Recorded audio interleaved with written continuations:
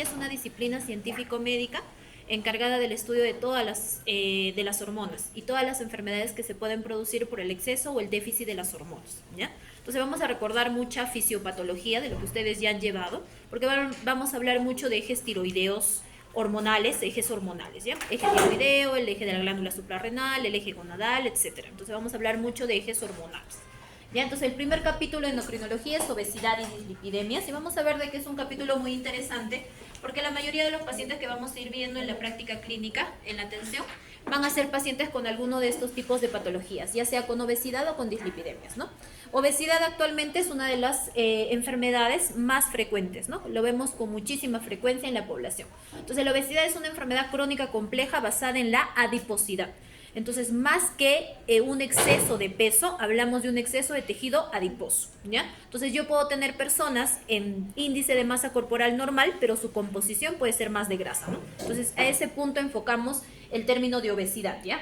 Que genera o se produce por determinantes genéticos, ambientales y conductuales, ¿no? Porque uno determina qué es lo que va a comer, ¿correcto? Por ejemplo, la gran mayoría me imagino que ha venido cenando, ¿verdad? No, nadie, ya. Entonces, todos cenan después de las clases teóricas del curso que tengan.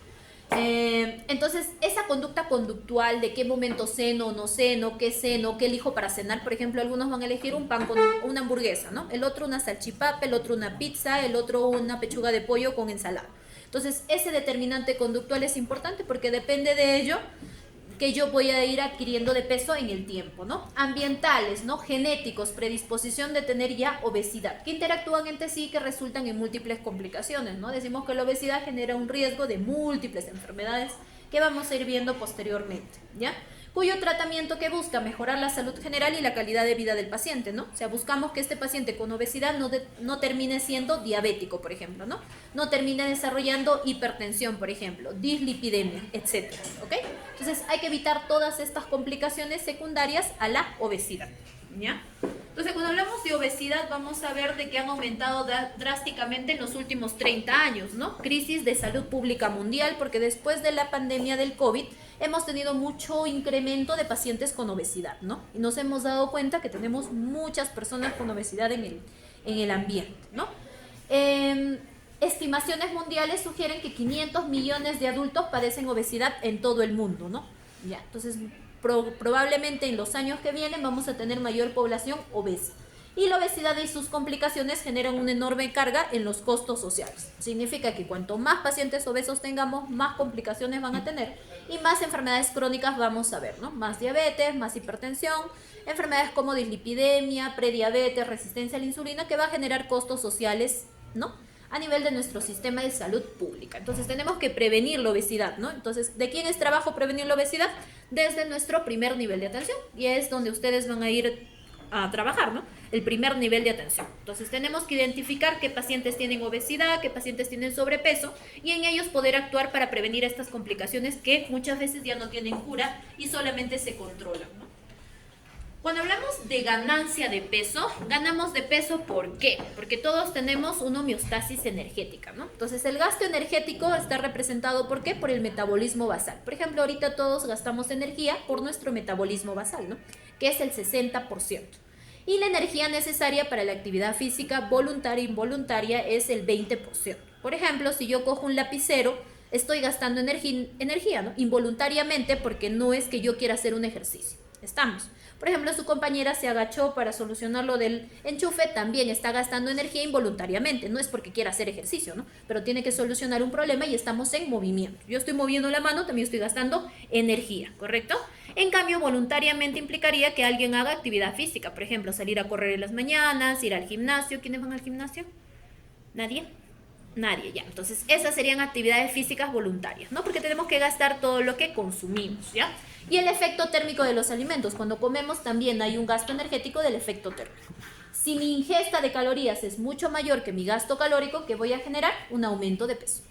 Si es que mi ingesta calórica es menor que mi gasto calórico, voy a producir una pérdida de peso. Entonces, todo depende de lo que ingiero y lo que gasto. Si gastamos menos y comemos demasiado, vamos a subir de peso, ¿ya? Entonces es lo que los pacientes muchas veces no entienden, ¿no? Porque dicen, nadie en mi familia tuvo diabetes, pero yo soy el primero en ser diabetes. ¿Por qué me habrá dado diabetes? Te preguntan, ¿no?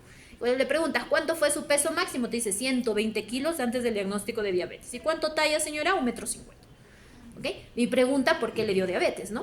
¿Ok? Entonces, ¿por qué? Porque el médico del primer nivel de atención, que por ejemplo le vio a esa paciente que tuvo una faringitis por ahí, una infección urinaria, una jeca, no le importó la obesidad. Trató su jeca, trató su infección urinaria, trató su faringitis, pero no previno las complicaciones por el exceso de peso. Entonces, a eso tenemos que apuntar en nuestro primer nivel de atención, ¿no? Bajar de peso a esta paciente e identificarla cuando viene por la faringitis, por la infección urinaria, porque muy pocos pacientes vienen por el exceso de peso.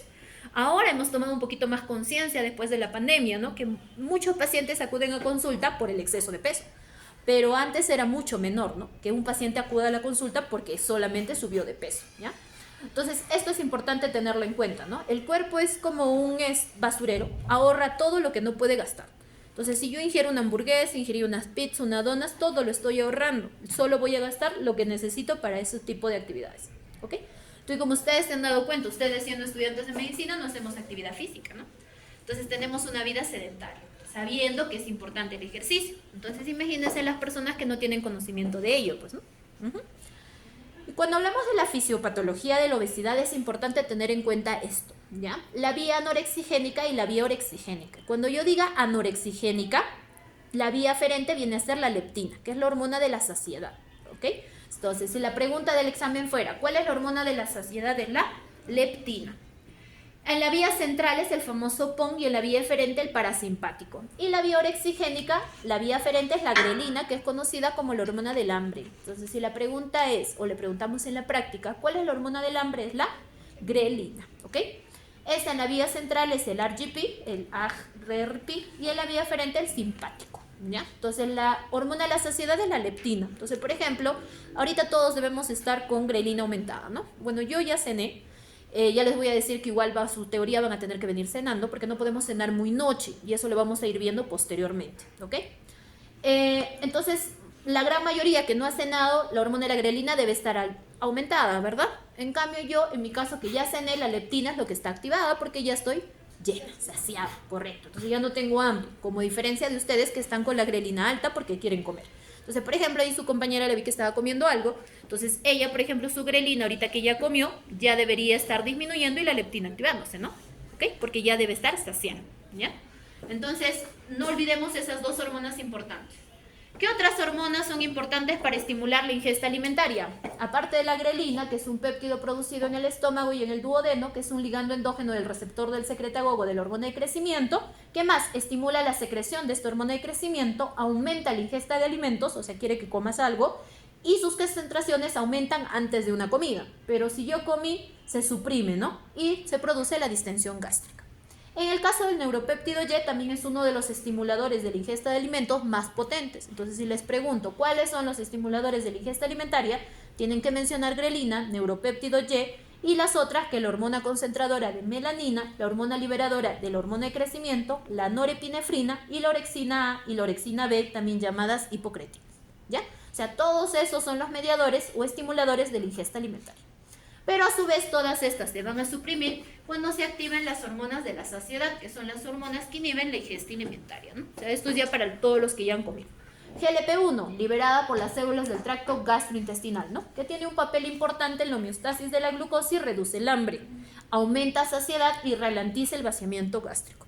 Entonces, si yo tuviera un mecanismo que fue un medicamento que fuera un agonista de GLP-1, sería un buen medicamento para el tratamiento de la obesidad, ¿correcto? ¿Por qué? Porque el GLP-1 te produce saciedad. Entonces, si yo en el medicamento le estoy aplicando GLP-1, le produciría saciedad, el lentecimiento del vaciado gástrico y podría reducir de peso. Entonces, cuando hablemos de tratamiento de la obesidad farmacológico, van a ver que hay medicamentos que son agonistas de GLP-1, ¿ya? Que son un tratamiento para la obesidad. Entonces, todo se desencadena de la fisiopatología, ¿ya? El CCK induce la saciedad y retrasa el vaciamiento gástrico. El péptido YY suprime la ingesta de alimentos en sujetos delgados y obesos, ¿ya? Entonces, todos estos son nuestros inhibidores de la ingesta alimentaria, ¿no? Se activarán cuando comemos. Por ejemplo, todos cenando después se van a activar todos sus inhibidores de la ingesta alimentaria, ¿ya? Entonces, cuando hablamos nosotros de obesidad, ustedes ya probablemente han escuchado del famoso índice de masa corporal, ¿no? Entonces, el índice de masa corporal es un dato antropométrico muy antiguo, ¿no? La Organización Mundial de la Salud tiene su clasificación. Entonces nos dicen, si el índice de masa corporal que se calcula kilos sobre metro al cuadrado, que es la talla, ¿no? El peso sobre la talla en metros al cuadrado, lo normal sería entre 18.5 y 24.9, sobrepeso entre 25 y 29.9. Y si tengo un índice de masa corporal entre 30 y 34.9, hablaríamos de una obesidad grado 1. Si estoy entre 35 y 39.9, obesidad grado 2. Y más de 40, obesidad grado 3. Entonces, todos los pacientes que vayan viendo en consulta, en sus prácticas, tienen que calcular ustedes su índice de masa corporal, ¿no? Porque puede venir un paciente por hipotiroidismo, puede venir un paciente por dislipidemia, puede venir un paciente diabético, pero en todos tenemos que enfocar desde el punto de vista de si tiene sobrepeso o obesidad también, ¿no? Para enfocar este punto, esta patología, ¿ya? Entonces, cuando hablamos de la clasificación del índice de masa corporal, si ustedes se han dado cuenta, es un índice o es un dato antropométrico, ¿no? O sea, solamente te dice cuánto de exceso de peso tienes para la talla correspondiente. Pero si, por ejemplo, yo tuviera un índice de masa corporal que está en 26, pero este paciente de 26 le realizo un examen adicional y veo que su porcentaje de grasa corporal es en exceso, entonces estaríamos hablando no de obesidad, ¿no? Porque según tu dato antropométrico solo tiene sobrepeso. Entonces, por eso va más allá el punto de la definición de obesidad, porque les había comentado que depende mucho de la cantidad de tejido adiposo, ¿no? La definición de obesidad es exceso de tejido adiposo. Entonces, tenemos datos que indirectamente nos permiten valorar si tenemos o no obesidad, y es el famoso término de obesidad abdominal, ¿no? Entonces, el perímetro abdominal es un buen punto para valorar en los pacientes, ¿no? En mujeres, cuando hablamos de obesidad abdominal, cuando es mayor o igual a 80. Entonces, por ejemplo, ustedes pueden tener una persona con índice de masa corporal en 28, pero esa persona le mides el perímetro abdominal siendo mujer y tiene 102. Entonces hay demasiada grasa a nivel abdominal, ¿no? Entonces igual su riesgo para esta paciente de desarrollar otras enfermedades también va a ser alto, ¿no? ¿Ok? Tenemos pacientes varones, mayor o igual a 94, hablamos de obesidad abdominal en el caso de los varones. Entonces el perímetro abdominal es otro valor, otro dato que tienen que obtener en su examen físico de los pacientes. Y esto era lo que les comentaba, ¿no? Producto de que el índice de masa corporal es un dato antropométrico, se crearon otras formas de valorar el exceso de tejido adiposo. Y se creó la famosa impedancia eléctrica, ¿no? A través de la impedancia eléctrica podemos valorar la composición corporal de una persona. O sea, ya no solo importa cuánto de peso en exceso tiene la persona para su talla, sino saber cuál es la composición corporal de esa persona, ¿no? Entonces, muchas veces lo habrán visto esto en los gimnasios, en la evaluación, o en una consulta de endocrino, o una evaluación nutricional. Entonces, lo que van a darnos son gráficas, ¿no? Que son los gráficos que ustedes ven en la parte inferior. Entonces, ¿qué dice en el gráfico? Por ejemplo, tenemos esta zona de aquí, que es un análisis de la masa magra, y esto es un análisis de la grasa segmental. Entonces, por ejemplo, este paciente tiene un montón de grasa en la zona del abdomen, ¿no? En la zona de los miembros inferiores es normal, y en la zona de miembros superiores es alto, mira, en grasa segmental. En masa magra, doctora, significa masa muscular, ¿no? Es normal en miembros superiores, es normal en abdomen, pero miren en miembros inferiores, es súper bajita, ¿no? O sea, no tiene masa muscular en miembros inferiores, pero tiene un exceso de grasa en abdomen y en miembros superiores. Entonces, esta persona probablemente se vaya a quejar de que no hay mucha fuerza en los miembros inferiores, ¿no? Porque no tiene mucha masa muscular, ¿no? Entonces, ¿cuál sería nuestro actuar en esta persona? Que gane masa muscular y que queme la grasa que tiene en exceso en perímetro abdominal y miembros superiores, ¿no? Entonces, con eso trabajamos en función de la alimentación y de una actividad física adecuada en el paciente, ¿no? Entonces, es muy importante la composición corporal más allá de ese dato antropométrico que nos da el índice de masa corporal, ¿no? Por eso es importante. Mucho le pedimos bajar de peso al paciente, pero muchas veces los médicos utilizamos medicamentos que les hacen ganar de peso al paciente, ¿no? Por ejemplo, mis pacientes con diabetes, generalmente muchos de ellos tienen exceso de peso, ¿no? Sobrepeso, obesidad, pero son pacientes que tienen complicaciones, por ejemplo, neuropatía diabética. Entonces, este paciente que le das gabapentina, que es lo que normalmente utilizamos para neuropatía diabética, y nos lo da el CIS, ¿no? Entonces, si usamos gabapentina, por ejemplo, ¿está en la lista de ganancia de peso? Sí, ¿no? La gabapentina produce incremento de peso. ¿Qué otros medicamentos? La olanzapina, por ejemplo, quetiapina, por ejemplo, que utilizan muchos pacientes. ¿Qué más tenemos? La gabapentina que les había comentado, la risperidona, por ejemplo, los pacientes psiquiátricos, ¿no? Que utilizan sus medicamentos y luego empiezan a subir de peso, ¿no? ¿Ok? ¿Qué más tenemos? Pioglitazona, glimepiride, ¿no? Que es un boom años anteriores, las sulfonureas, ¿no? Entonces vamos a ver que también puede incrementar de peso al paciente. ¿Qué más? La sitagliptina y los glucocorticoides, ¿no? Amitriptilina también. Y la amitriptilina también lo utilizamos para neuropatía diabética muchas veces. Entonces le pides al paciente bajar de peso, pero le estás dando gabapentina, le das su glibenclamida y le das su amitriptilina. Entonces no te va a poder bajar de peso, ¿no? Y encima le das la insulina, ya. Entonces, poco probable de que este paciente, así coma sano, haga actividad física, baje de peso.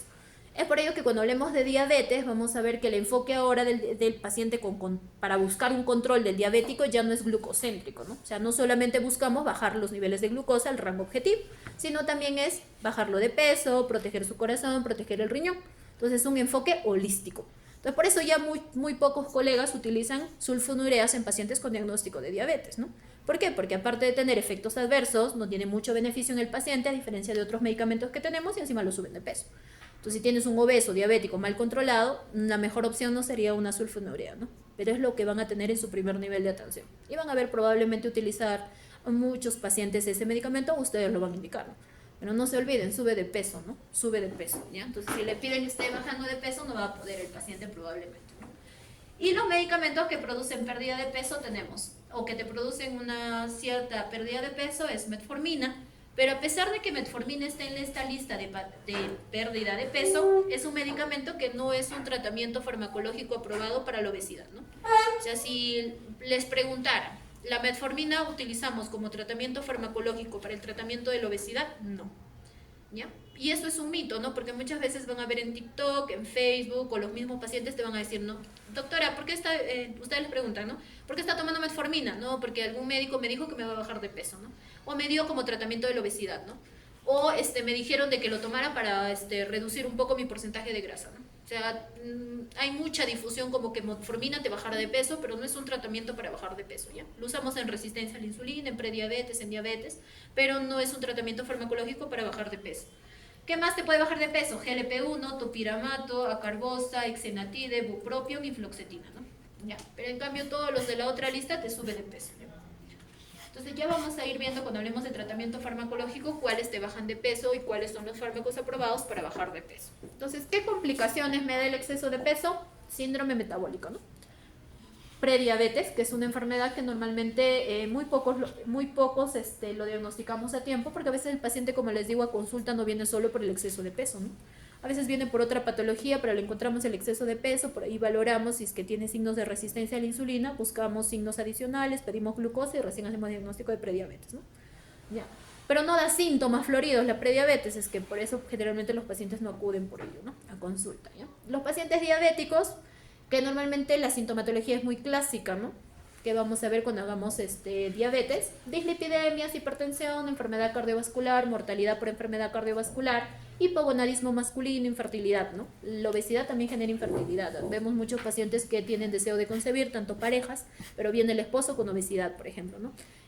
La paciente mujer con obesidad. Entonces, la obesidad, por ejemplo, una pareja que desea concebir, no sería una mejor opción o la mejor forma de entrar al embarazo en obesidad, ¿no? Porque te generaría un mayor riesgo, cuando ya ven gineco ya van a ver, ¿no?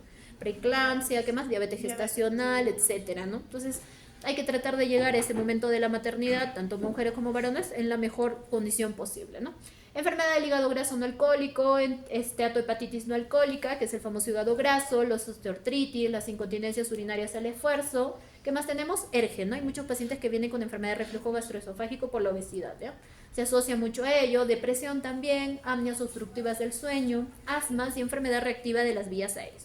Entonces hay muchas complicaciones, estas que más o menos son, 1, 2, 3, 4, 5, 6, 7, 8, 9, 10, 11, 12, 13, 14, ¿no? 14 de las tantas complicaciones que existe producto de la obesidad. Entonces, si ustedes esto le mencionaran a su paciente tomaría mayor conciencia de que tiene que bajar de peso, ¿no? Si no, va a terminar teniendo diagnóstico de diabetes, ¿ya?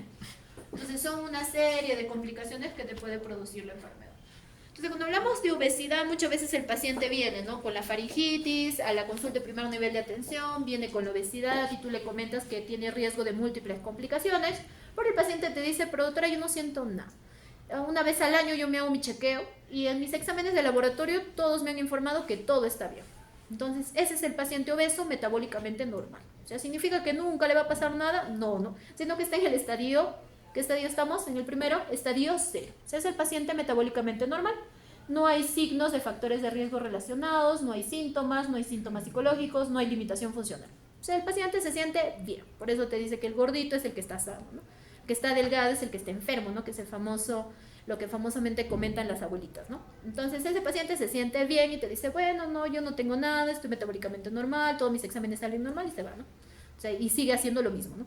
¿Ok? Porque no toma conciencia. Entonces hay que decirle de que hay un estadio de Edmonton, según el sistema de estadiaje de obesidad de Edmonton, un estadio 0, donde tú no vas a tener ningún signo, ni limitación, ni síntoma, ¿ya?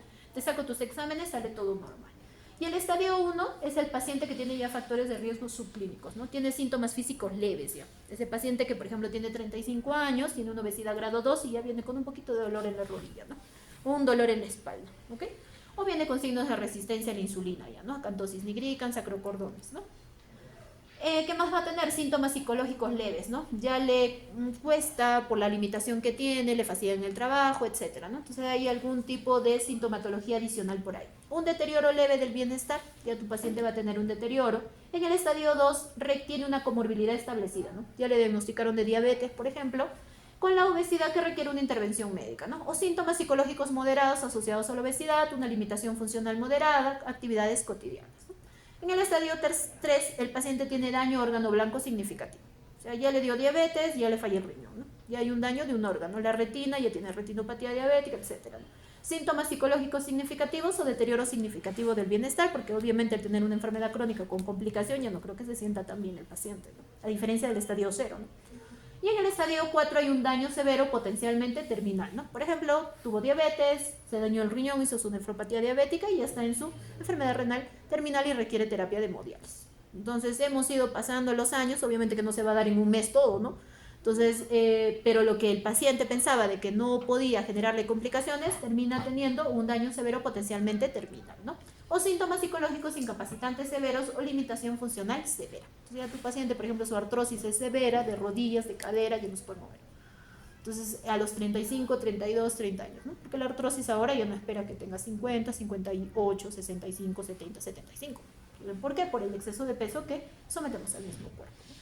Entonces, esos son los famosos estadios de Edmonton, ¿ya? Entonces, hay que recordarlos porque tenemos que saber, porque si es que por ahí nos enfrentamos en algún paciente que se encuentre en cualquiera de esos estadios, ¿ya?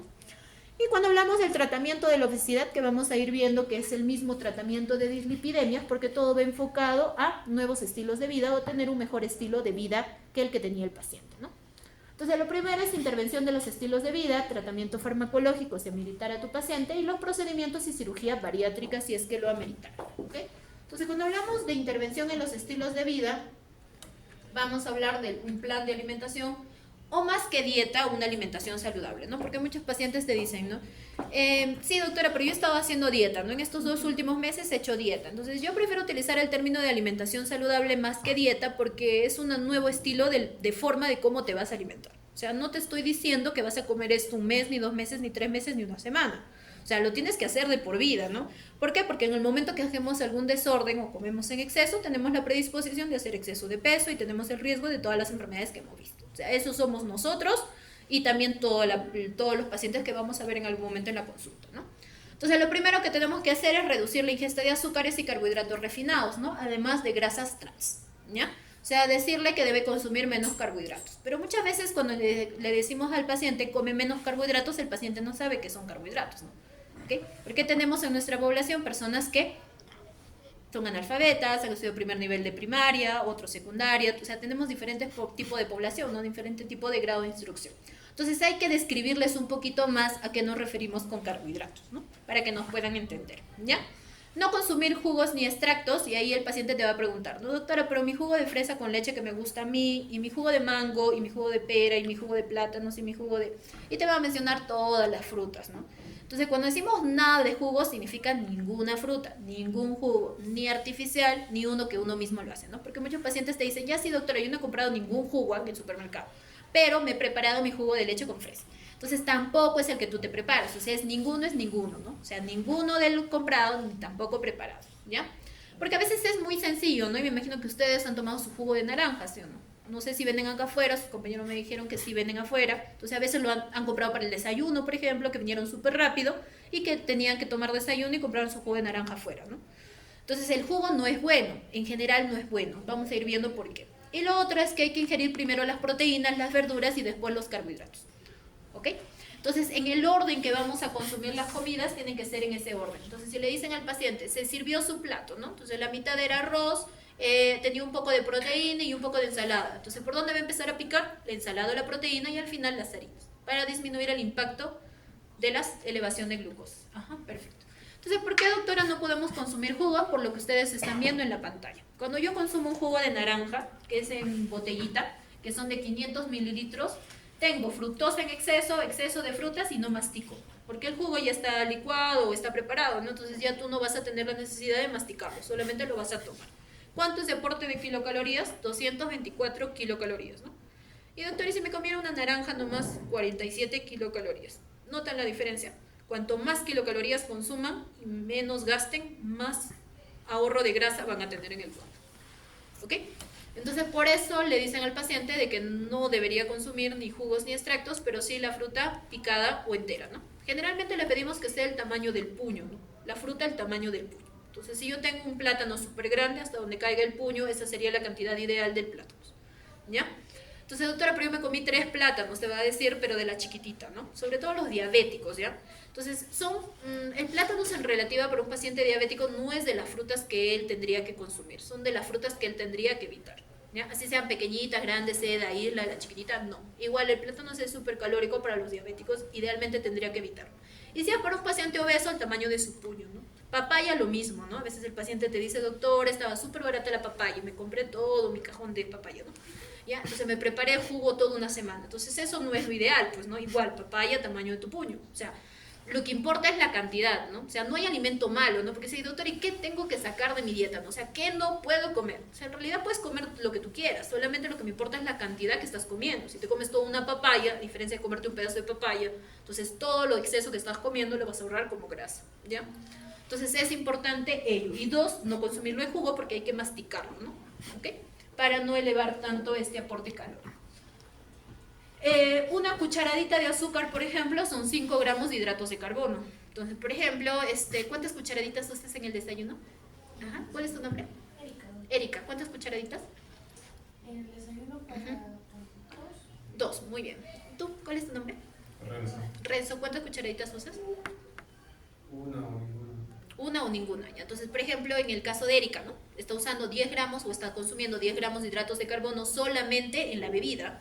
No estoy contando los otros hidratos de carbono que está consumiendo. Y en el caso de Renzo, bueno, está consumiendo la mitad, me dijiste, ¿no? De una o una, ¿no? O ninguna, ¿no? Ya 5 gramos de hidratos de carbono y hay días que en la bebida por lo menos no consume hidratos de carbono. ¿Ok? Pero aparte de eso, por ejemplo, vamos a imaginar que Renzo casi no toma azúcar, ¿no? Pero él consume 3 panes con jamón y aparte de ello consume una papa y adicional de ellos, bueno, no sé, se hace su papa a la huancaína en el desayuno, ¿ya? Entonces, no consume carbohidratos en el azúcar, ¿no? Porque la mayoría de los pacientes te dice eso, pero doctora, si yo no consumo azúcar, ¿por qué tengo diabetes? ¿O por qué mi glucosa sube, no? Porque yo no estoy consumiendo nada de azúcar. Lo que con Renzo nos comentaba, ¿no? Pero come un montón de harinas. Entonces, las harinas también se convierten en algún momento en grasa en nuestro cuerpo, ¿no? O sea, eso genera también este mayor aporte calórico. Entonces, los carbohidratos tenemos que enseñarle a los pacientes, ¿no? Por ejemplo, la papa, la yuca, el choclo, el arroz son carbohidratos, ¿ok? Entonces, cuando hablamos de carbohidratos en cuestión de un plato, entonces, que es más o menos lo que yo voy a dibujar acá, entonces le decimos al paciente, ¿no? De un plato, lo ideal es que la cuarta parte de tu plato sea carbohidratos. O sea, el carbohidrato, la cuarta parte, y tú eliges solo un carbohidrato, ¿no? El paciente dice, ya, la cuarta parte del carbohidrato, ya, pero elige 5 carbohidratos distintos y sobrepasa hacia arriba, ¿no? O sea, no hacia los costados, pero hacia arriba se sirve un montón, ¿no? ¿Ok?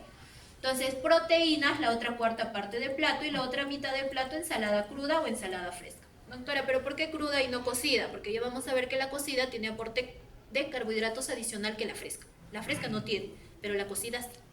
¿Ya? Entonces, por lo menos en los diabéticos, si vamos a ser un poquito más específicos, y vamos a ir a ensalada cruda, ¿no? Y en los pacientes con obesidad también, idealmente que de preferencia en las ensaladas frescas o crudas que las cocidas, ¿ya? Las que encuentra opciones, porque muchos pacientes te van a decir, pero a mí no me gusta la lechuga, pero a mí me gusta el pepino, ya, pero hay beterraga, zanahoria rallada, ¿no? ¿no? ¿Qué más podrían consumir? Palta, por ejemplo, ¿no? O me da miedo, doctora, porque no tengo tiempo para lavar las ensaladas, ¿no? Ya, pero una palta entonces ya también sería una opción de una ensalada cruda, ¿no? Entonces hay que buscarle opciones de acuerdo a lo que cada persona le gusta, ¿no? No a todos les va a gustar las mismas ensaladas, ¿correcto? Doctora, una Ya, consulta. dime, te escucho. Entonces, ¿Cuál es tu nombre? Junior, doctora. Junior, a ver, cuéntame. No entendí muy bien, doctora, el tema de la ensalada fresca y la Ya. ensalada cocida, doctora. Ujú. Sí, he ido a algunos restaurantes y me Ajá. preguntan... ¿Qué tipo de quieres? ¿Que ensalada cruda o cocida? Ya, primero en tu pollito a la brasa, ya. ¿Cuál es más recomendable? Fresca que cocida. Sí, porque la cocida tiene un aporte de carbohidratos. Ajá. Por el simple hecho, entiendo que la cocida es hacerla hervir, ¿no? Ajá, correcto. Y por ese... O sea, por ejemplo, una ensalada rusa. Así no le pongas a la rusa papa, ¿no? O sea, solamente la beterraga cocida con zanahoria. Al ser cocida ya tiene un aporte de carbohidratos.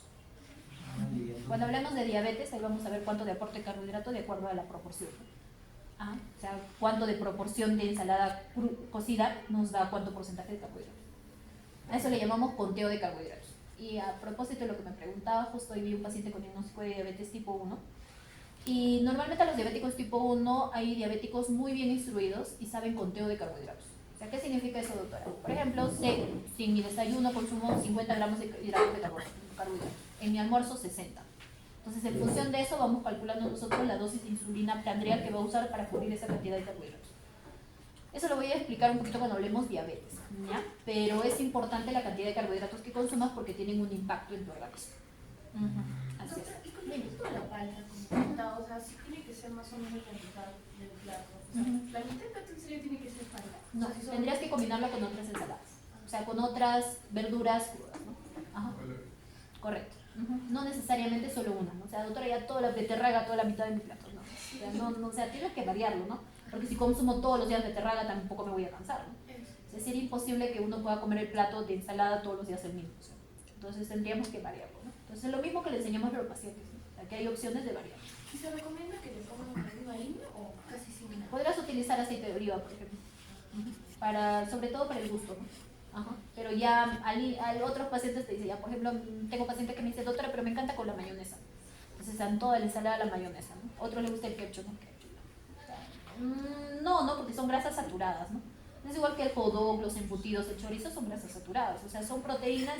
Entonces lo que van a hacer ustedes cuando vayan, o sea, al supermercado o vayan a compras, no sé, van a revisar atrás el valor nutricional de cada producto, ¿no? O sea, van a ver ahí, por ejemplo, pan integral, ¿no? Ya, ¿cuántas kilocalorías me da un pan integral? Y la diferencia con un pan francés no es mucha, son 4 o 5 kilocalorías, nada más. Entonces, lo mismo que me dicen los pacientes, ¿no? Doctora, pero yo me comí 5 panes integrales, ¿no?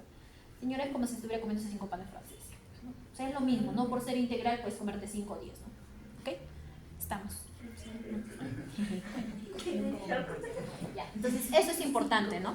¿Ya? Entonces yo en realidad al paciente siempre le digo, si tú prefieres, si te gusta tu pan francés, come tu pan francés y ahorras la plata que te ibas a comprar el pan integral y compras proteínas. Correcto. Prefiero que compres tus proteínas porque hay muchos pacientes que no tienen mucho poder adquisitivo y lo que hacen es comprar su pan integral. Porque está muy difundido que el pan integral, ¿no? Entonces el paciente no compra nada de proteínas, invierte su plata en el pan integral y por ahí compra chorizo, ya. Entonces, pero y las proteínas, las otras, ya no me alcanzó, doctora. Entonces igual te estás desnutriendo, ¿no? Porque vas a comer más harina y grasas saturadas, ¿no? Entonces lo importante es promover el consumo de proteínas, ¿no? Con ensalada fresca, que es lo que nos falta, ¿no? En todo el Perú, diferentes departamentos, en todo el Perú nos falta, como le digo, personas de gran nivel cultural, grados de instrucciones altos hasta los bajos, ¿no? Lo que tenemos más en el Perú son harinas. Lamentablemente es así. Y en otros países también en algunos, ¿no? Por eso en América Latina tenemos mucha obesidad, diabetes, ¿no? Así es, ¿ya? Y como todos dicen, ¿no? La comida en el Perú es rica, entonces relativamente en cualquier departamento vamos a encontrar que consumen más harinas, ¿no? ¿Ok? Así es. Y entonces, doctora, para bajar de peso solo como sano, entonces la gran mayoría de los pacientes, ¿no? Porque el tema de actividad física es otro problema, ¿no? Si comer sano te cuesta, porque como le digo a los pacientes, lo que te has acostumbrado en 30 años no lo vas a cambiar en 30 días, ¿no? O sea, doctora, ya empecé a comer así 30 días, y tú crees que los 30 días, si luego no lo continúas, vas a poder comer así. No tiene que hacerte una costumbre, ¿no? Entonces tenemos que aprender a comer así casi para siempre, ¿no? ¿Ok? Entonces la actividad física pasa lo mismo, ¿no? Imagínate este paciente con obesidad grado 2, que ya tiene su artrosis, que cada vez que camina le cruje la rodilla, subir escaleras, ¿tú crees que va a hacer ejercicio 30 minutos 5 veces a la semana? No, ¿no? Entonces la actividad física es individualizada también. O sea, tenemos que individualizar a cada paciente. Si tiene obesidad grado 2 o grado 3, con que haga 5 minutos esas 3 veces a la semana, por ahí comenzamos, ¿no? Ya poco a poco va bajando de peso, va progresando y podemos ir subiendo la cantidad de tiempo. Pero idealmente, ¿cuánto debemos recomendar de actividad física aeróbica? De 3 a 5 sesiones, ¿no? De 3 a 5 sesiones, ¿ya? Alrededor de ¿cuántos? 30 minutos, ¿no? 30 minutos por 5 veces a la semana, ¿cuánto sería? 150 minutos a la semana, ¿no? ¿Qué es actividad física de tiempo ideal, ¿no? ¿Cuánto tiempo haces de actividad física a la semana? 1 hora, 2 horas. Ajá, 1 hora. 2 horas. 2 horas a la semana. Ah, ya. Pero bueno, él hace bien, ¿no? Estamos haciendo 120 minutos a la semana. ¿Qué tipo de actividad física haces? Abdominales, sentadillas. Ah, ya, muy bien. Pero no haces aeróbicos, entonces. No haces aeróbicos, ¿no? Ya. Entonces, lo que está haciendo son ejercicios de resistencia, ¿no? Los ejercicios de resistencia es de 2 a 3 veces por semana. Entonces, doctora, yo me voy todos los días al gimnasio, ¿eh? Hago aeróbicos, ¿no? O entro a hacer dancing, ¿no ves ese training? Dancing, ya. Pero luego, doctora, ¿sabe qué? A mí no me gusta nada de eso de las máquinas de abductor, aductor, para hacer bíceps, tríceps, no me gusta. Entonces, no va a ganar masa muscular ese paciente, ¿no? O sea, está haciendo aeróbico, pero no va a ganar, no está haciendo sus ejercicios de resistencia. Entonces tenemos que pedirle que haga de 2 a 3 veces a la semana sus ejercicios de resistencia, ¿no? Que sería lo que nos ha comentado su compañero, ¿no? ¿Tu nombre cuál es? Abel. Gabriel. Abel, ya, como Abel, ¿no? Por ejemplo, que hace planchas, sentadillas, ¿no? O sea, todo lo que son episodios o ejercicios de una sola serie que utilizan los principales grupos de músculos son ejercicios de resistencia, ¿no? Entonces, para comenzar, por ejemplo, hay muchos pacientes que no van al gimnasio, podrían comprarse sus ligas de colores, ¿no? No sé si ustedes han visto ligas de colores. Verde, rojiza, ¿no? Negra, ¿no? Entonces ya buscan ejercicios y hacemos, ¿no? Sentadillas, y ya hay una fuerza que está en contra al ejercicio que estamos haciendo, ¿no? Utilizando las ligas, ¿ya? Entonces la prescripción física debe ser individualizada, ¿no? O sea, no le podemos dejar a todos, pues, de inicio sus 30 minutos, porque si el paciente lo tolera, sabes que ya hace un poco de ejercicio, tal vez le puedas poner esa meta, ¿no? Pero al pobre paciente que tiene artrosis de cadera, que ya tiene su cierta edad, o sea, no le vamos a dejar los 30 minutos, ¿no? O sea, el próximo control ya no viene a tu consulta, ¿no? Ya se cambió de médico. Ya eso es lo más probable, ¿ok? Entonces eso es de acuerdo a las capacidades y preferencias del paciente. Y doctora, pero ya le dije cómo comer, le di actividad física, pero ¿y bajará de peso? Tiene obesidad grado 2. No, ¿no? Entonces se ha visto que a partir de la obesidad grado 1 debemos requerir o necesita el paciente un tratamiento farmacológico, ¿ya? Entonces, doctora, pero yo tengo obesidad grado 2 y tengo un índice de masa corporal en 37. Pero si por sí sola, haciendo ejercicio y actividad física, ¿puedo llegar a mi peso ideal? No es probable, ¿no? O sea, poco probable. O sea, los estudios han demostrado que en esos tipos de pacientes, así coma sano, así se pegue una de actividad física, no va a bajar todo lo que él quisiera, ¿no? Entonces, en esos pacientes ofrecemos el tratamiento farmacológico, no son pacientes que ustedes van a referir, ¿no? Para la especialidad de endocrinología, ¿ok? Entonces, el tratamiento farmacológico ha variado en función del tiempo. Miren, en 1959, fentermina. En 1999, Orlistat. En el 2012, fentermina topiramato. En el 2014, naltrexona bupropión y liraglutide. Y en el 2021, semaglutide, que todavía no llega al Perú. Tenemos hasta liraglutide, ¿no? Todo lo que ustedes ven de liraglutide para liraglutide, naltrexona, fentermina, Orlistat y fentermina sola lo tenemos en el Perú. Y el del 2021 de semaglutide todavía no llega al Perú, todavía no lo han lanzado. El próximo año probablemente llegue al Perú, ¿ya? Entonces vamos comenzando. Cuando hablamos del tratamiento farmacológico de la obesidad, es importante saber por qué subió de peso el paciente. O sea, no todos subimos de causa por la misma, no todos subimos de peso por la misma causa, ¿no? O el mismo motivo. Entonces, por eso empezaron los investigadores a descubrir y vieron que hay fenotipos de la obesidad. Entonces, ¿qué significa fenotipos, doctora? ¿Por qué subió de peso este paciente? Entonces, por allá, por ejemplo, vamos a ver que su compañera vio un paciente al cual lo catalogó como un fenotipo de hambre emocional. ¿Qué significa eso, doctora? Que ese paciente está triste, está alegre, come. Doctora, por ejemplo, ese paciente, no sé, adjudicó un trabajo, le subieron de nivel y come, y come, y come, y come. Terminó con la enamorada, come, y come, y come. O sea, come independientemente del ánimo, ¿no? O sea, está triste, está alegre, come. El hambre emocional, ¿no? Está triste, come. Está alegre, también come. ¿Ok? Como si fuera una recompensa, ¿no? ¿Ok? Entonces es el hambre emocional. Por el otro lado, su compañero vio un paciente de que come entre comidas, ¿no? Por ejemplo, ya desayunó, se llenó, pero desayunó a las 8, vamos a imaginar, ¿no? Pero eso de las 9:30, 10 de la mañana, 11, ya quiere picar algo. Y luego a las 12 quiere picar otra cosa. Y luego más tardecito, otra cosa. Y llegó el almuerzo, almorzó y se llenó. Pero más tarde quiere picar algo. Y luego quiere picar otra cosa. Entonces el famoso intestino hambriento. Es el fenotipo del intestino hambriento. Entonces, pero para identificar esto, doctora, ¿qué tendría que hacer? Primero conversar con tu paciente, ¿no? Entonces le tienes que preguntar qué desayunó el día anterior, qué almorzó el día anterior y qué cenó el día anterior, ¿no? Erika, ¿qué desayunaste ayer? Hoy, si no no te acuerdas lo de ayer. Kiwicha, Ajá, kiwicha y trocitos de papaya. trocitos de papaya, muy bien. ¿Y en cantidad del trozo de papaya cuánto fue? Un bowl. Un bowl, ya. ¿Nada más? Ya. No comiste nada de proteínas casi, ¿no? No comes proteínas. De vez en Sí, cuando. pero no siempre. Ah, ya, no siempre. Ok, ya. Entonces, bueno, ya, fruta y tu kiwicha. Ya, ya. Tu almuerzo, Renzo, ¿no? Sí. Renzo, tu almuerzo. El almuerzo De ayer. de ayer. Ayer era domingo. Sí. Ya mejor de hoy. Porque los domingos comemos más. Arroz, un filete de carne, Ajá, muy bien. un huevo frito, Ya. perdón, y palta rebanada. Ya, muy bien. Renzo come muy bien, ¿no? Haces ejercicio, Renzo, ¿no? Cuando A veces puedo. también. Cuando puedes. 2 veces por semana, ¿Cuánto tiempo? 1 hora y media. Ah, ya, Renzo hace más o menos 3 horas, entonces, ¿no? ¿Aeróbicos o de resistencia? Resistencia. Resistencia, ya. Entonces, Renzo come bien y hace ejercicio, ¿no? Entonces, ya. Cena. A ver. Ajá. Cualquiera de los tres. A ver, voluntario. Ya, ahí, el del medio, ya. ¿Cuál es su nombre? Roger. Roger, ¿no? Ya, Roger, ¿qué cenaste? Ayer, ahora sí. Porque hoy día todavía no hace nada. Ya, ¿tenías ahora del almuerzo? Ajá. Tallarín y... Ajá. Tallarín. Tallarín con papa, con la huancaína, tallarín solo. Con carne. Con carne, ya, muy bien, tallarín, ok. Entonces, si se dan cuenta, lo que yo he hecho es saber cuál es el plan de alimentación de cada persona, ¿no? Entonces, lo mismo tienen que hacer con los pacientes de obesidad. Para que tengan una idea de lo que comió, tienen que preguntarle qué desayuno, almuerzo y cenó, y generalmente podemos hacerlo de un día anterior, ¿no? Domingos, como les decía, son los días que comemos más, por eso normalmente no preguntamos domingos. Y tendrías que preguntarle si comió algo a media mañana y a media tarde, ¿no? También que es importante, si comió muy tarde, ¿no? Cenó, doctora, a las 11 de la noche. Entonces eso le va a predisponer también a resistencia a la insulina, ¿no? Entonces no hay que cenar muy tarde, por eso les decía, ¿no? Por eso acá terminamos clase 10 de la noche, ¿no? Entonces de las 10 de la noche, no sé, el que vive cerca llegará a 10 y 15, pues, ¿no? Y el que vive lejos llegará a 10 y media, lo más temprano, ¿no? Y el que vive más lejos ya llegará casi a las 11, ¿no? Y hasta que se cambió, dejó sus cosas, ¿no? 11 y media, ¿no? ¿Ok? Entonces de ahí tengo que quedarme estudiando, doctora, se quedó hasta la 1 de la mañana, el día siguiente despierto a las 5 porque tengo que irme a mis prácticas, durmió poco, entonces ese paciente va a tener riesgo de ganancia de peso. Van a ver que el que no duerme bien gana de peso por sí solo. Por eso los pacientes que trabajan, las personas que trabajan de noche suben más de peso. ¿No han visto a los doctores de emergencia? Los que hacen emergencia, anestesiología, por ejemplo, que trabajan de noche. Los vigilantes, los cirujanos, todos suben en perímetro abdominal, ¿no? Exceptuando los que, como Renzo, por ejemplo, si hacen la especialidad quirúrgica y mantienen su vida saludable, probablemente no suban de peso.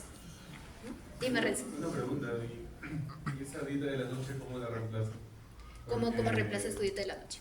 ¿Qué comes en la noche? Es tarde y tengo que comer. ¿Qué comería? No, Obviamente. igual, tendrías que tratar de comer temprano. O sea, ya y por exclusión, doctora, igual tendrías que distribuir, ¿no? Proteínas, ensaladas frescas y carbohidratos. Idealmente solo un carbohidrato.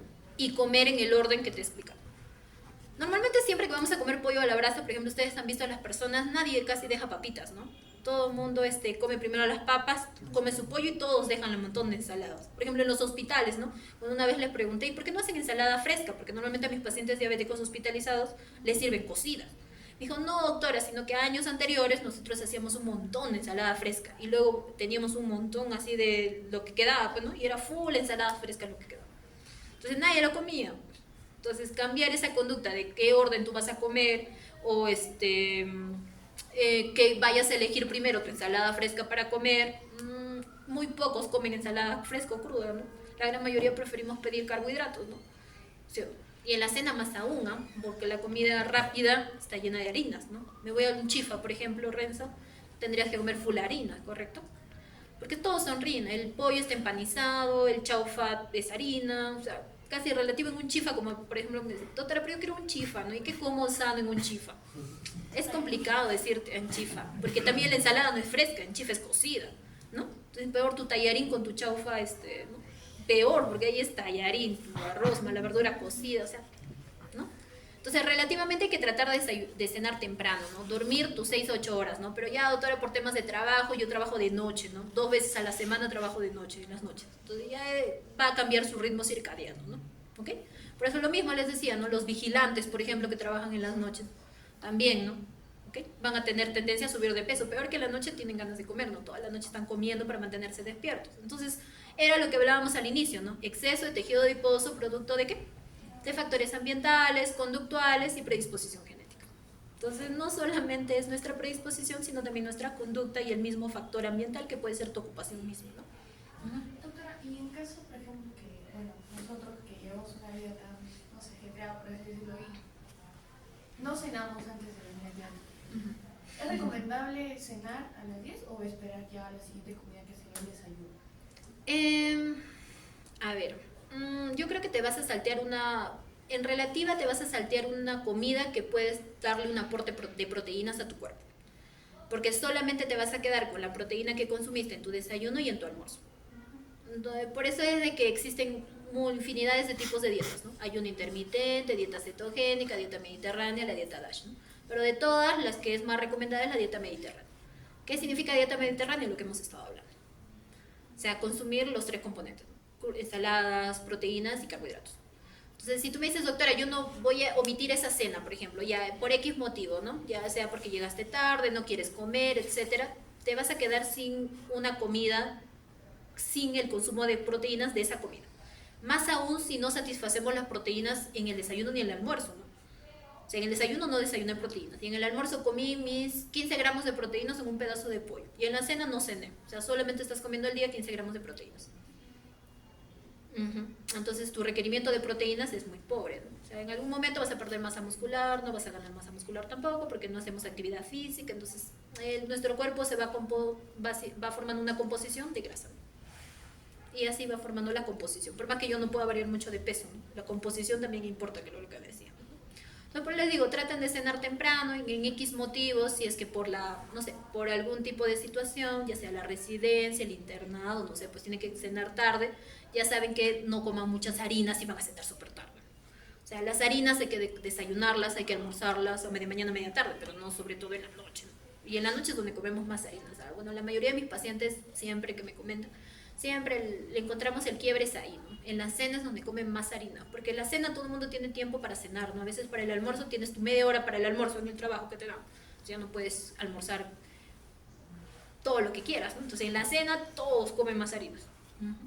Así es, ¿no? Y en su experiencia me imagino que es igual, ¿no? O sea, en la cena tienen más tiempo, conversan con mamá, papá o con la familia que está en casa y están comiendo más harinas, ¿no?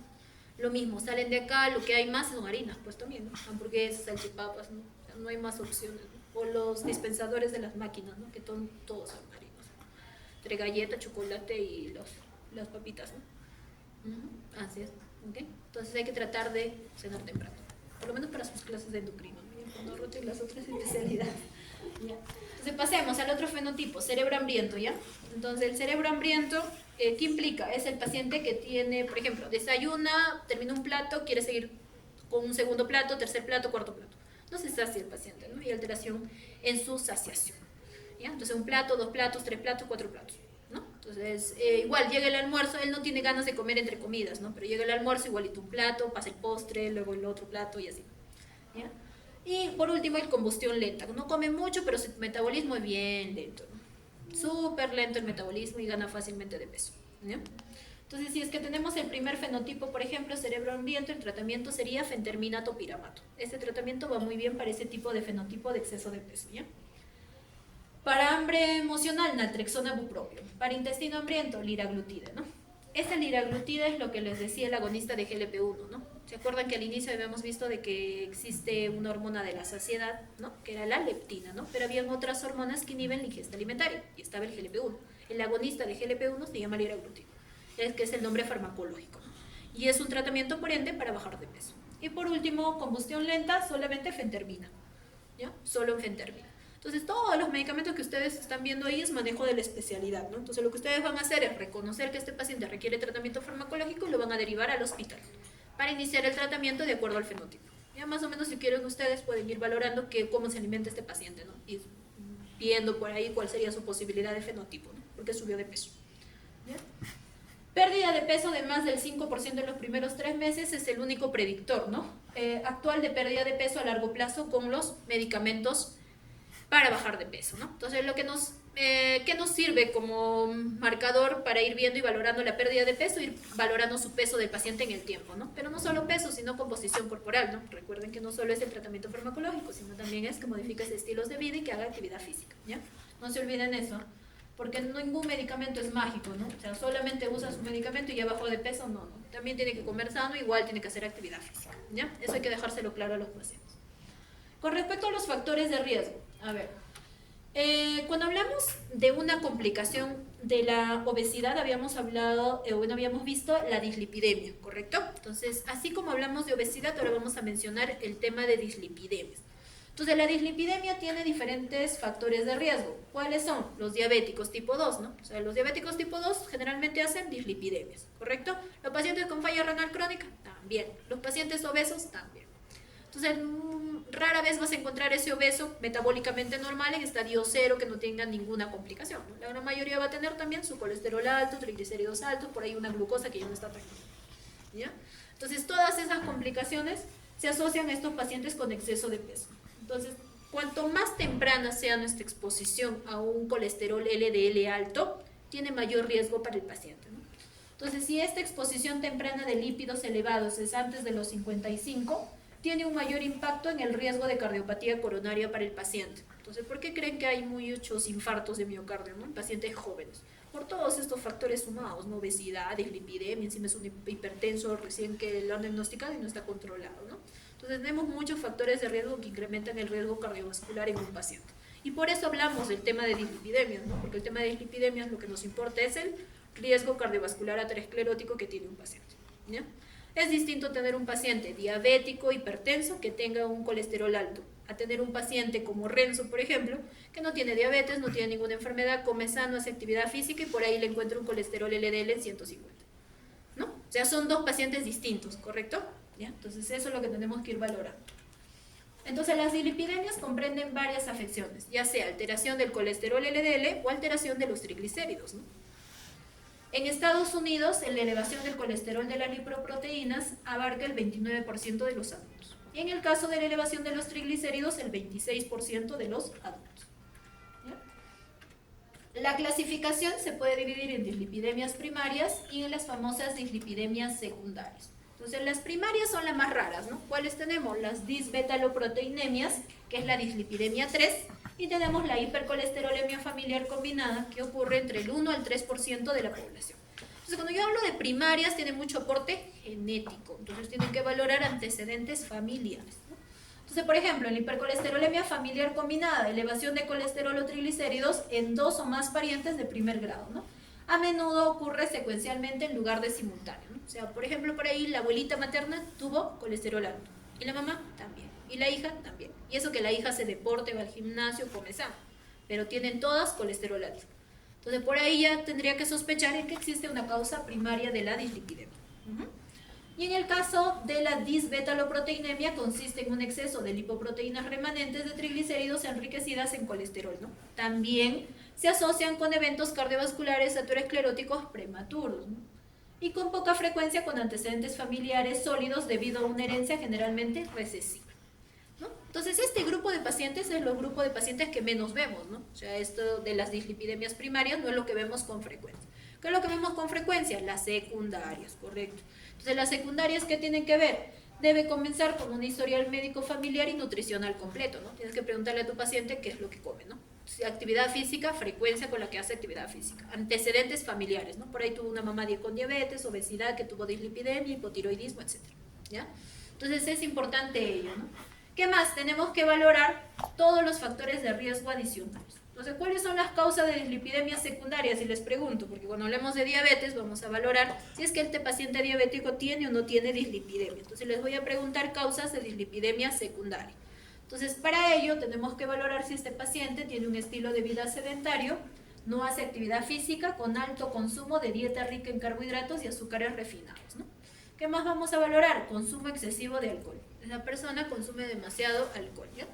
¿Qué más tenemos? Sobrepeso, obesidad, síndrome metabólico, prediabetes. Doctora, pero también toma medicamentos mi paciente. ¿Qué medicamentos? Estrógenos y progestágenos orales, esteroides anabólicos, los agentes antirretrovirales, los moduladores selectivos del receptor de estrógenos, los glucocorticoides, ¿no? Entonces, tu paciente usa glucocorticoides, podría tener una alteración del perfil lipídico. ¿Qué más? Tenemos la ciclofosfamida, beta bloqueantes, ¿qué más? Los antipsicóticos atípicos, ¿no? Y por último, los inmunosupresores o también la ciclosporina, inhibidor de la quinasa diana de la rapamicina en mamíferos. Entonces tenemos varios medicamentos, ¿no? Entonces, cuando preguntemos causas de dislipidemias, medicamentos, no se olviden, ¿qué medicamentos de todos los que han escuchado usamos más? Los glucocorticoides, ¿no? Glucocorticoides para todo. Me recuerdo una vez una paciente, joven, que tenía sintomatología urinaria, ¿no? Que ya ustedes saben, me imagino, ¿no? Que ya les han dicho disuria, polaquiguria, ¿no? Entonces la paciente acude a su primer nivel de atención y el médico le indica glucocorticoide más un analgésico. Entonces le dice que se aplique por 3 días en inyectable. En 3 días ella se sentía súper bien. Entonces cada vez que tenía las molestias ya no acudía con el médico, solo iba a la farmacia y se aplicaba lo mismo que le habían indicado en la receta anterior, ¿no? Eso lo hizo más o menos por alrededor de 1 año y medio, o sea, usando, ¿qué le dejó? Dexametasona y más un diclofenaco. ¿Ya? Entonces se aplicaba cada vez que tenía las molestias y acude a la consulta por presentar exceso de vellos, hirsutismo, había subido de peso y era súper delgada, tendría pues un índice de masa corporal de 20, vamos a imaginar habitualmente, había subido de peso un par de 4 o 5 kilos, igual tenía un índice de masa corporal en rango normal, pero había subido de peso, tenía brotes de acné en rostro y un poco de estrías, no eran unas estrías características en abdomen, y el exceso de vello y el acné era lo que más le llamaba la atención. Entonces, cuando le sacamos los exámenes, encontramos un colesterol y triglicéridos altos, o sea, había trastorno lipídico, pero ¿en qué pensarían? Síndrome de Cushing exógeno, ¿no? ¿Correcto? Probable. Ya. Entonces, si se dan cuenta, hay muchos medicamentos que utilizamos nosotros que no valoramos la consecuencia en el paciente, ¿no? Entonces, hay que explicar que hay medicamentos que no son de uso de automedicación, ¿no? Por más que el paciente pueda llegar a saber, tengo muchos pacientes que se automedican con glucocorticoides, si no, los pacientes que tienen artritis reumatoide también van cada vez a la farmacia y se compran su corticoide, ¿no? Aunque se toman el corticoide, se aplican. O sea, hay muchas complicaciones por la administración exógena de glucocorticoides innecesariamente y muchas veces en exceso, ¿no? O fuera de la dosis recomendada, ¿no? Porque el paciente se automedica. ¿Ya? Entonces vamos a ver eso. ¿Qué más? Diabetes incontrolada, o sea, una diabetes mellitus no controlada también te va a generar triglicéridos altos, por ejemplo. ¿Qué más? Un hipotiroidismo no controlado también, ¿ya? Embarazo, una tasa de filtrado menor a 59 mililitros por minuto, síndrome nefrótico, y habrán visto en nefrología cuando hicieron ustedes el síndrome nefrótico, llevaron nefro, ¿no? Nefrología. ¿Cuáles eran lo que caracteriza un síndrome nefrótico? A ver, voluntario. Proteinuria. Ajá, a ver, voluntario. Ajá. Proteinuria en la proteinuria. Ya, ¿de cuánto? Pues? 3.5. Ahí está, muy bien. Acá tu compañera te quiere ayudar. Ya, muy bien. Dime. Proteinuria. Ya, ¿qué más? ¿Solo eso? Hay hipertensión también. Hipertensión. Las H, ¿no? Ujú. Hipertensión. Albumina, ya. Proteinuria, dicho, ¿no? Proteinuria en rango nefrótico 3.5 me dijo. Ya, ¿qué más? Hipertensión, dislipidemia, ¿qué más me dices? Y las otras H's. Renzo te va a ayudar. A ver, Renzo. No me acuerdo, pero son H. No, ya ves, hay que estudiar entonces, ¿no? Ya se han olvidado nefrología. Ya ven. Síndrome nefrótico y nefrítico vienen en todos los exámenes de residencia, serum, en todos. O sea, sí o sí tienen que saber síndrome nefrótico y nefrítico. Entonces, si se han olvidado, ya tienen que volver a repasar. Hipercoagulabilidad, te has olvidado. Debe ser, me imagino que esa debe ser tu H. Hematuria. Hematuria es en el síndrome nefrítico. Nefrítico. Sí. Ya, entonces tienen que volver a repasar, ¿no? Entonces en el síndrome nefrótico también van a encontrar dislipidemia, ¿no? Porque lo que me has comentado, ¿no? Ya. Lipodistrofias, paraproteinemias y afecciones inflamatorias, artritis reumatoide, lupus eritematoso sistémico, ¿ya? Entonces no se olviden, hay causas secundarias de dislipidemia, ¿ya? Cuando les pregunto. Entonces, ¿para qué es importante, doctora, la dislipidemia? Como les decía, nos permite, tenemos que valorar en el paciente cuál es su riesgo cardiovascular aterosclerótico, ¿no? Entonces, pero primero vamos a examinar al paciente, ¿no? Ya hemos hecho una buena valoración de antecedentes familiares, antecedentes personales, hemos visto qué come tu paciente, qué tipo de actividad física hace o no, y por ahí ya me voy inclinando que puede ser una causa secundaria. Paso al examen físico. ¿Qué voy a valorar en el examen físico? Si tiene santomas de tendones, por ejemplo, ¿no? Todo lo que ven ahí en la imagen son santomas de tendones en el dorso de la mano en un paciente con hipercolesterolemia familiar heterocigota, por ejemplo. Esto no vemos con frecuencia, ¿no? No vemos los santomos. ¿Qué más, doctoras? El santoma plano en la fosa anticubital de un paciente con hipercolesterolemia familiar homocigota. Igualito, ¿no? Los santomas anticubitales. Entonces también buscamos ello, ¿no? Y los famosos antelasmas, ¿no? Que son esas placas amarillas que están presentes en forma bilateral. ¿Ok? Entonces todas esas características en el examen físico tenemos que buscar. ¿Qué más voy a buscar? Estos. Santomas eruptivos y la lipemia retinalis. Eso se ve en pacientes con hipertrigliceridemias graves, ¿no? Cuanto más grave sea la hipertrigliceridemia, podemos ver los santomas eruptivos o la lipemia retinalis. ¿Qué más voy a valorar en el examen físico? Presión arterial, no se olviden. Enfoquen un paciente si tiene obesidad también desde el punto de vista de que pueda desarrollar otras comorbilidades, ¿no? Aparte de la dislipidemia. ¿Qué más van a valorar?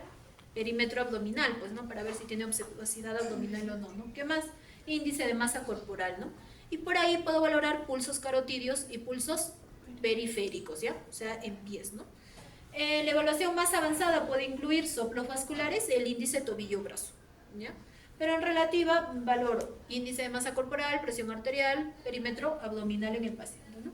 ¿Qué exámenes de laboratorio le voy a pedir? Un perfil lipídico completo, ¿no? Que incluye colesterol total, HDL, LDL y triglicéridos, ¿ya? Entonces, cuando les pregunte qué van a pedir, colesterol total, HDL, LDL y triglicéridos, ¿no?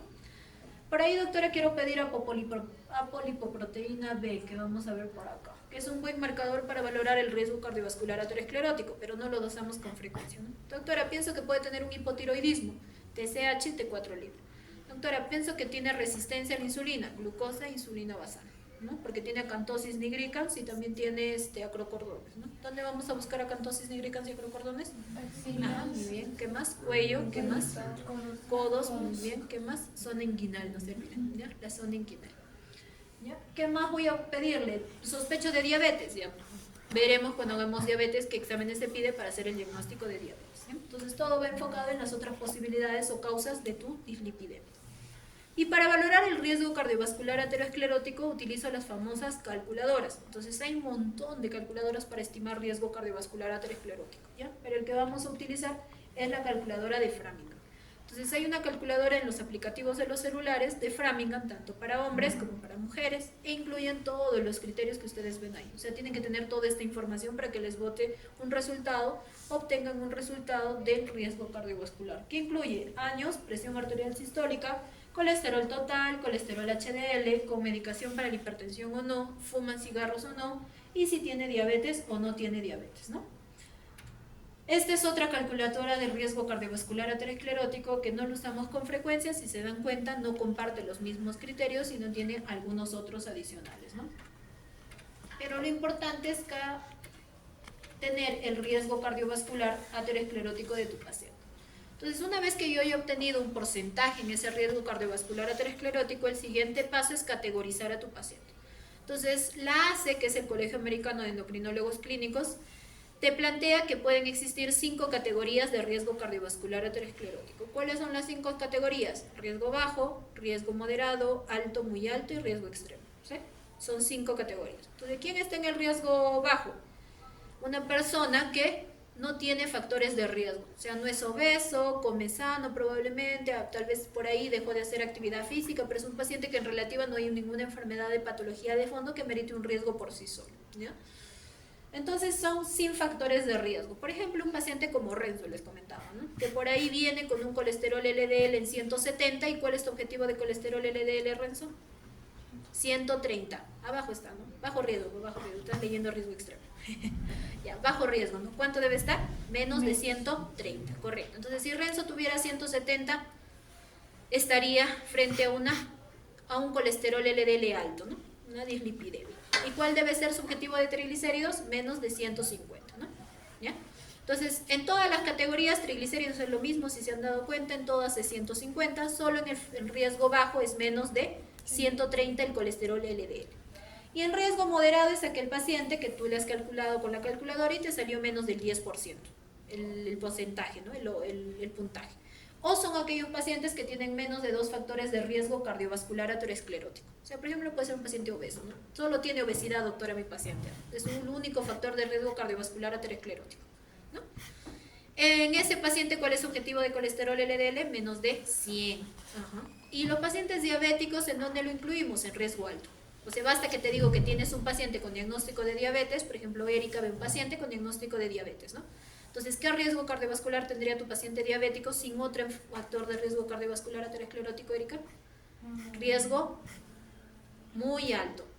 O alto. Alto, ¿no? Alto, porque en el alto dice que solamente diabéticos sin factores de riesgo cardiovascular aterosclerótico. ¿Ok?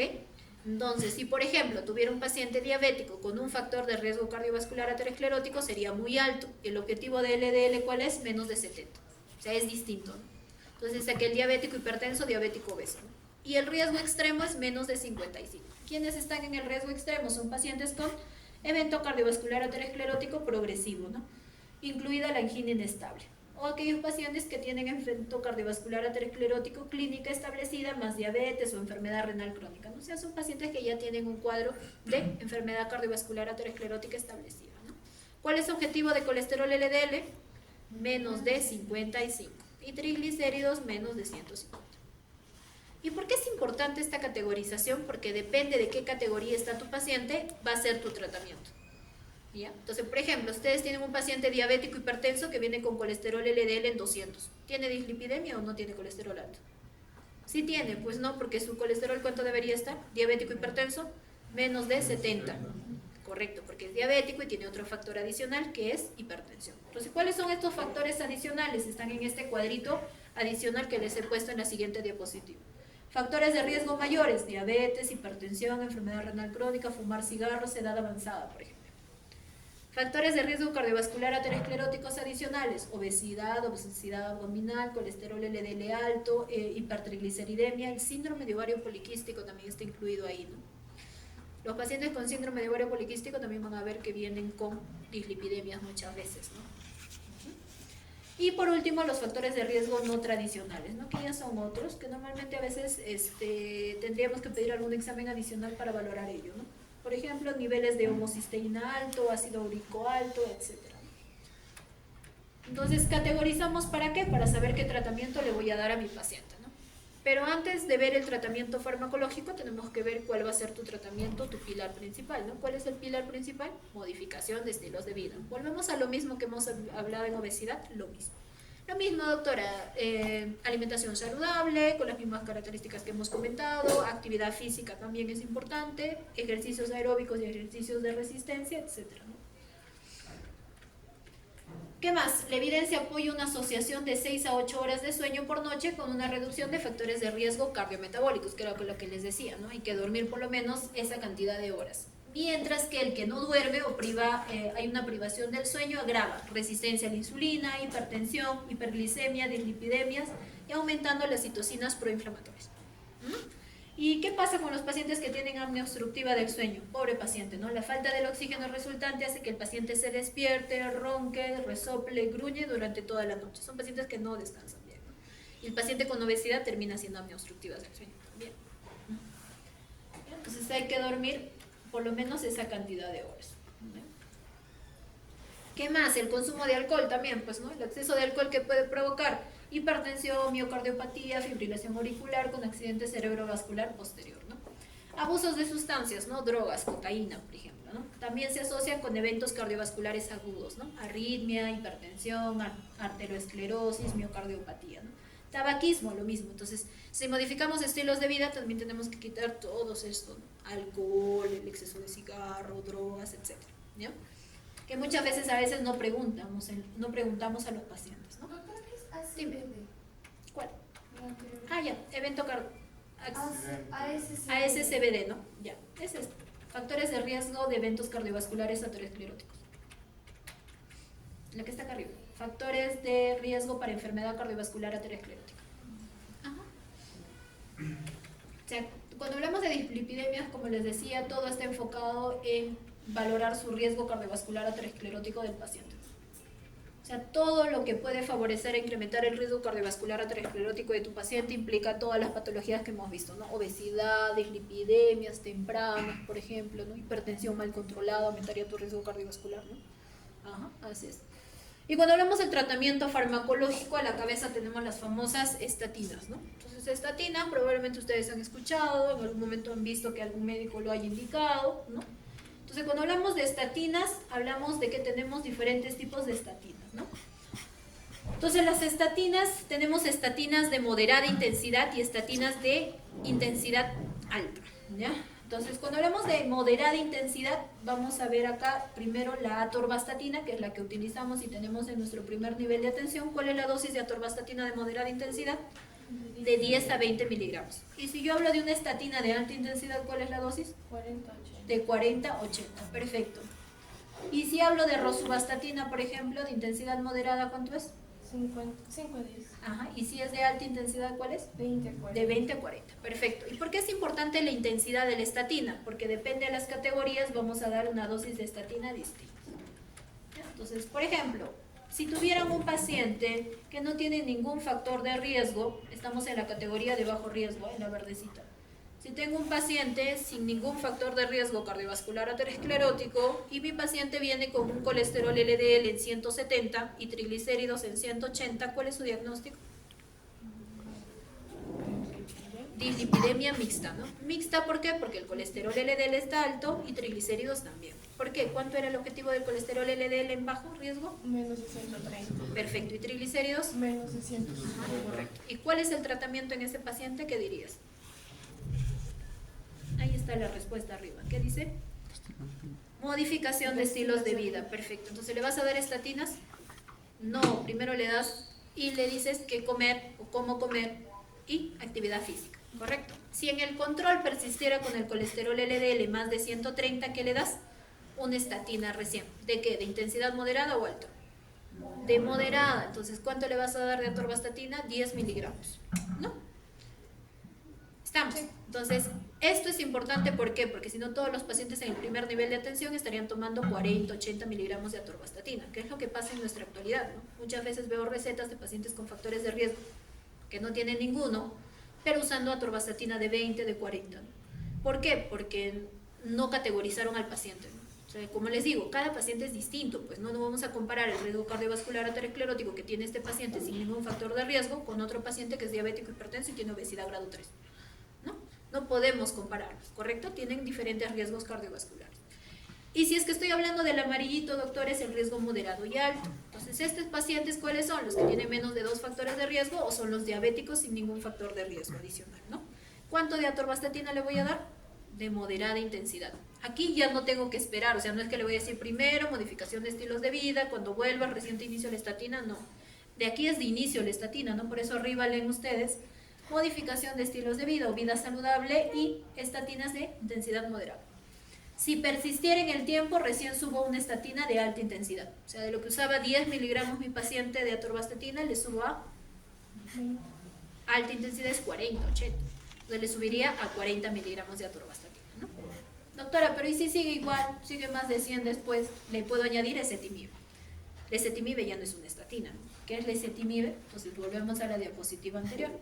La ezetimibe es un inhibidor de la proproteína convertasa subtilicina quisina T9, ¿no? Tipo 9. ¿Ok? Entonces le puedo añadir ezetimibe. Pero generalmente lo que ustedes van a manejar más son estatinas, ¿no? Estatinas. Pero ya saben que hay diferentes dosis de estatinas, ¿no? Para que no todos les den la misma dosis. Doctora, una pregunta. Dime. ¿Cómo sé si, por ejemplo, si de baja intensidad es de 10 a 20, cómo sé si le voy a dar 10 y cómo sé si le voy a dar 20? Eso dejo la decisión del criterio médico. Si me preguntan a mí, por ejemplo, ¿no? ¿Qué dosis uso yo? Uso la dosis más baja, ¿no? 10. ¿Sí? Y con 10 he tenido muy buenos resultados, muchas veces ya no he tenido que subir la dosis, responden bien al tratamiento, se curan la dislipidemia, modifican su estilo de vida, bajan de peso y no tienen el problema nuevamente. Ahora, si tú me dices, doctora, por ejemplo, es un diabético, ¿no? Entonces, de ahí sí no prefiero usar la dosis más baja, ¿no? Entonces, si es una estatina, por ejemplo, de moderada intensidad que le correspondería, prefiero usarla de 20. Porque ya es un diabético, ¿no? Si es un diabético, por ahí el colesterol HDL está un poco medio bajo también, o sea, tiene otro factor adicional, entonces en ellos prefiero utilizar una estatina un poquito en promedio, ¿no? Ahora, la literatura te dice eso, ¿no? Es estatina de moderada intensidad y el rango es eso. No usamos 15 o 18 o 17, no, pues no, porque viene la pastilla de 20, de 10 o de 40, ¿no? Entonces ya no, pues 15 no vas a usar, ¿no? Tampoco. O sea, entre 10 y 20, usas 10 o usas 20, usas 40 o usas 80. Así es, ¿ya? Y con respecto a un riesgo cardiovascular aterosclerótico muy alto, que van a iniciar una estatina de alta intensidad, ¿no? Tendrías que iniciarle de 40-80, ¿correcto? Y si persiste, ya se timide de frente, ¿no? Estamos acá en el rojito. Acá. Y por último, en el riesgo extremo, lo mismo, estatina de alta intensidad, si persiste más de 55, es etimib. O sea, si se dan cuenta después de estatinas, ¿qué medicamento está? Ezetimibe. Por eso hay muchos combinados de medicamentos, estatinas y ezetimibe juntos en una misma pastilla, mezcladas, ¿no? En un mismo medicamento. ¿Ya? Acá abajo está nuevamente para que recuerden, estatinas de moderada intensidad de 10 a 20 y de alta intensidad de 40 a 80. Sobre todo atorvastatina, que es lo que más usamos, ¿no? Doctora, pero me quiero aprender de todos los nombres de ahora. Simvastatina, pravastatina, lovastatina, ¿no? Hay un montón de estatinas, ¿no? Pero lo que van a usar y lo que van a tener en su primer nivel de atención es atorvastatina. Entonces, por lo menos de esas sí te tienen que recordar, ¿ya? Ok. ¿Y cuáles son los efectos adversos a las estatinas? Normalmente no tenemos efectos adversos, ¿no? Son muy tolerables y con el riesgo-beneficio podemos usarlo, ¿ok? Pero lo que sí existe una complicación muy severa que se presenta en 1 sobre 10.000 pacientes al año, que son rhabdomiólisis. Entonces, en ese caso sí tenemos que suspender inmediatamente las estatinas, hidratarlo, vigilar la función renal, y si los síntomas se resuelven y no hubo una miopatía grave, solo si no hubo una miopatía grave, puede iniciarse dosis más pequeñas de estatinas, ¿no? Pero relativamente este efecto adverso muy severo es 1 sobre 10.000, o sea, por eso que decimos que las estatinas son seguras, ¿no? ¿En qué pacientes podríamos podría predecir que aparezca esta miopatía? Sobre todo los hipotiroideos mal controlados, ¿no? Recuerden que el hipotiroidismo mal controlado te va a producir dislipidemia. Entonces, primero tratamos el hipotiroidismo y no tratamos la dislipidemia, ¿no? O sea, ahí tienes que tratar la causa secundaria. ¿Estamos? O sea, el hipotiroidismo. Te le das tratamiento para el hipotiroidismo, no para la dislipidemia. Y por último vamos a ver hipertrigliceridemia, ¿no? Cuando hablamos de hipertrigliceridemia ya saben que son niveles de triglicéridos por encima de los 150 y vamos a tener hipertrigliceridemia moderada entre 150 y 885, hipertrigliceridemia grave más de 885 y la muy grave más de 1770, que ya son casos remotos, ¿no? No sé si alguien ha visto acá un triglicéridos en 2000, algún paciente con triglicéridos en 2000, ¿no? ¿Ya? En 800. Normalmente en 300, ¿no? Vemos 300, 250, ¿no? Por ahí 500. Y doctor, ¿y por qué es importante tratar la hipertrigliceridemia? También tenemos causas de hipertrigliceridemia primaria, ¿no? Entonces aquí tenemos varios tipos de causas de hipertrigliceridemia primaria. Por ejemplo, en el caso de la severa, las quilomicroinemias monogénicas, las quilomicroinemias multifactoriales o poligénicas, y en el caso de las leves a moderadas, las multifactoriales, las disbetaloproteinemias y las hiperlipoproteinemias combinadas. Entonces, hay un montón también de hipertrigliceridemias primarias, ¿no? Muchas de ellas a veces no las hemos visto tampoco. El grupo que más vemos son las secundarias. Lo mismo, ahí tienen la lista. ¿Cuáles son causas de hipertrigliceridemia secundaria? Dietas con alto balance energético, ¿no? Tenemos mayor consumo de alcohol, obesidad, síndrome metabólico, o sea, los mismos factores que hemos venido hablando desde que hablamos de obesidad, ¿no? ¿Ok? ¿Qué más? Hipotiroidismo, diabetes, resistencia a la insulina, la paraproteinemia, lupus eritematoso y medicamentos. O sea, todo eso te puede producir una hipertrigliceridemia también, ¿no? ¿Ya? Sobre todo los diabéticos mal controlados y los hipotiroideos, recuerden. ¿Y por qué es importante dar tratamiento para una hipertrigliceridemia? ¿También la hipertrigliceridemia produce un alto riesgo cardiovascular aterosclerótico? No existe una relación con el riesgo cardiovascular aterosclerótico, ¿ya? El riesgo principal cuando hablamos de hipertrigliceridemia son las famosas pancreatitis. O sea, como causas de pancreatitis tenemos las famosas hipertrigliceridemias. Entonces, tratamos la hipertrigliceridemia o prevenimos las hipertrigliceridemias es por el riesgo de pancreatitis que puede generarle a un paciente, ¿ya? ¿Y por qué se da la pancreatitis? Hay diferentes postulados, ¿no? Entonces vamos a ver acá. Por ejemplo, el mecanismo detrás de la pancreatitis asociada a hipertrigliceridemia no se comprende, ¿no? Pero hay diferentes postulados. ¿Cuáles son esos postulados? Cambios en el pH local debido a concentraciones muy altas de ácidos grasos libres, ¿no? Y los factores genéticos también, ¿ya? A veces hay pacientes que vienen con triglicéridos en 250, ¿no? Entonces ya están desesperados, no tanto el médico como el paciente. Pero en relativo al 250 te preocuparía si es que le va a producir una pancreatitis, ¿no? ¿Cuáles te producen una pancreatitis con mayor frecuencia? Si el triglicérido es más de 888, puede ser suficiente para precipitar una pancreatitis, por ejemplo, ¿no? Independiente de los otros factores. Por ejemplo, cálculos biliares, consumo de alcohol, ¿no? Que son otras causas de pancreatitis, ¿ya? Entonces, ¿cuándo tratamos una hipertrigliceridemia? ¿Y con qué tratamos una hipertrigliceridemia? Primero, si tengo triglicéridos mayor o igual a 500, el tratamiento es igual, modificación de la alimentación, alimentación saludables y estatinas y fenofibratos a la vez. ¿Ya? Entonces el tratamiento, no, ahí no he mencionado ezetimibe, nada, ¿no? He dicho estatinas más fenofibratos a la vez.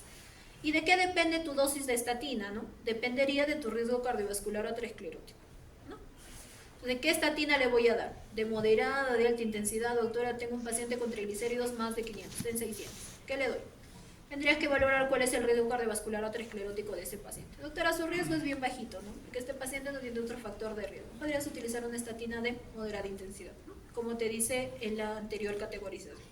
Y fenofibratos. La combinación de ambos, sí o sí, si es triglicéridos mayor o igual a 500. Y si es menor a 500, doctora, ¿qué uso? Estatinas. Es lo mismo, estatinas. ¿Y de qué depende mi dosis de estatinas? Del riesgo cardiovascular de tu paciente. Por eso te dicen aquí estatinas de moderada intensidad o alta intensidad según el riesgo cardiovascular aterosclerótico y abajo te dicen según el tratamiento y el objetivo del colesterol LDL, ¿no? Entonces vas a elegir esa dosis de estatina de acuerdo a tu objetivo de colesterol LDL. Entonces, ¿qué sí o sí tienen que saber? La categorización de riesgo cardiovascular, ¿no? Porque si no saben la categorización no van a saber qué estatinas utilizar.